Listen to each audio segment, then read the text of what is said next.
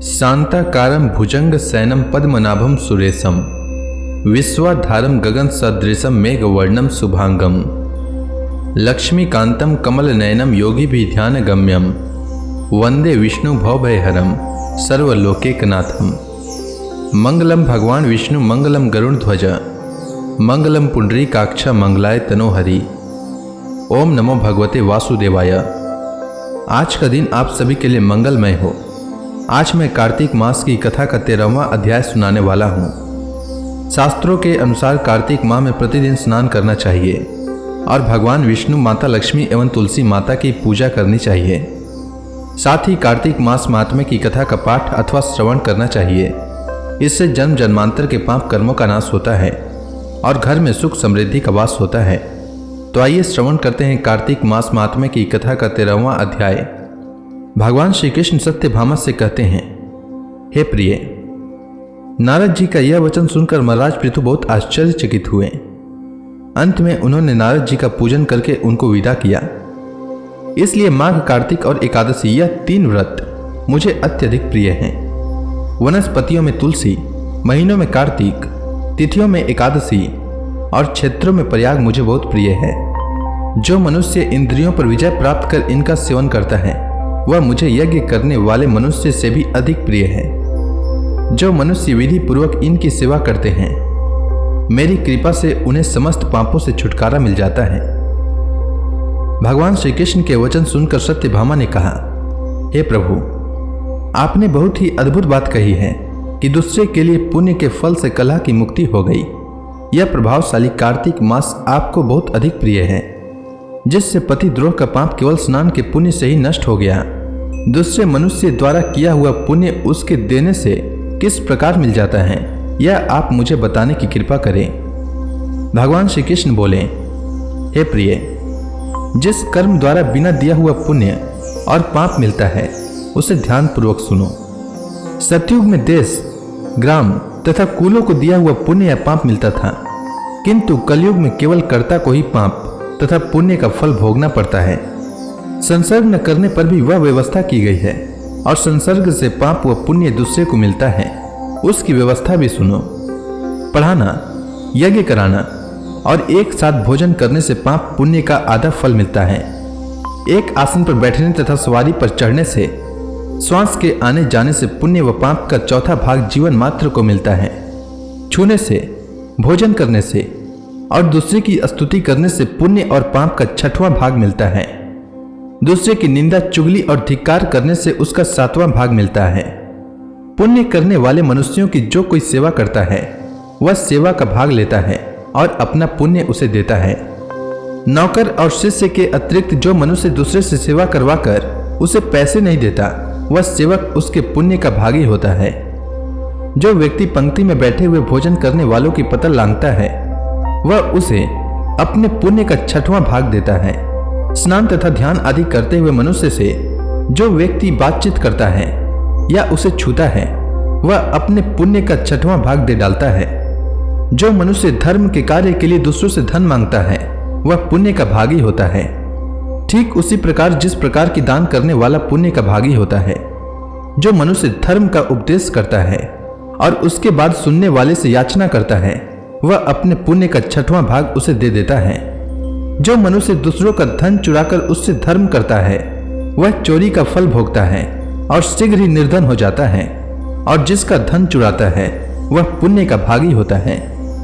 बिना ऋण उतारे जो मनुष्य मृत्यु को प्राप्त होता है उनको ऋण देने वाले सज्जन पुरुष पुण्य के भागी होते हैं। शिक्षा देने वाला, सलाह देने वाला, सामग्री को जुटाने वाला तथा प्रेरणा देने वाला यह पाप और पुण्य के 6ठे भाग को प्राप्त करते हैं।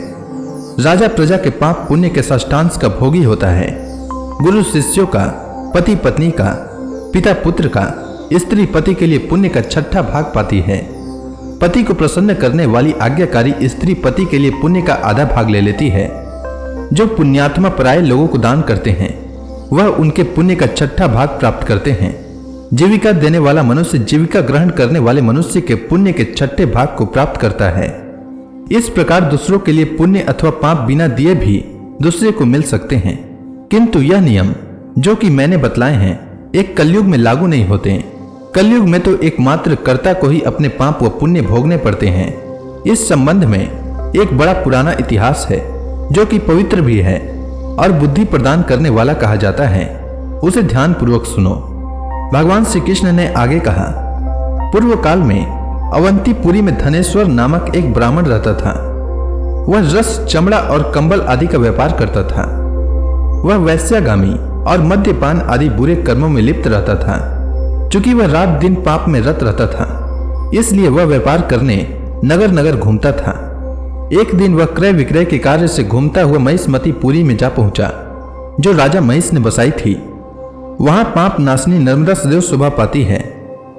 उस नदी के किनारे कार्तिक का व्रत करने वाले बहुत से मनुष्य अनेक गांवों से स्नान करने के लिए आए हुए थे। धनेश्वर ने उन सबको देखा और अपना सामान बेचता हुआ वह भी 1 मास तक वहीं रहा। वह अपना माल बेचता हुआ नर्मदा नदी के तट पर घूमता हुआ स्नान, जप और देवार्चन में लगे हुए ब्राह्मणों को देखता और वैष्णवों के मुख से भगवान विष्णु के नामों का कीर्तन सुनता था।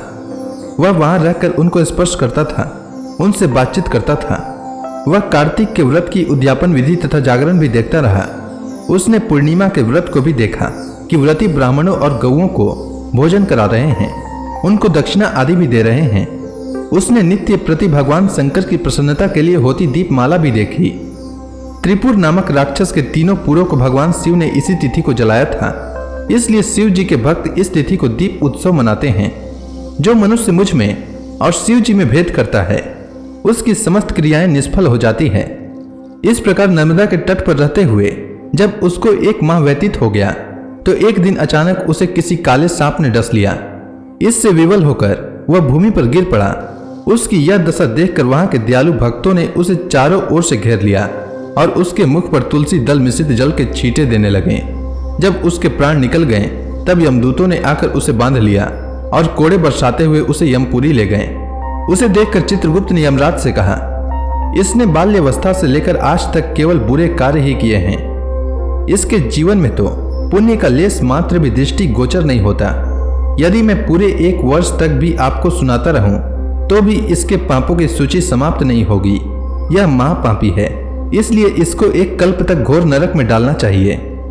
चित्रगुप्त की बात सुनकर यमराज ने कुपित होकर कालनेमी के समान अपना भयंकर रूप दिखाते हुए अपने अनुचरों को आज्ञा देते हुए कहा, हे प्रेत सेनापतियों, इस दुष्ट को मुदगरों से मारते हुए कुंभी पाक नरक में डाल दो।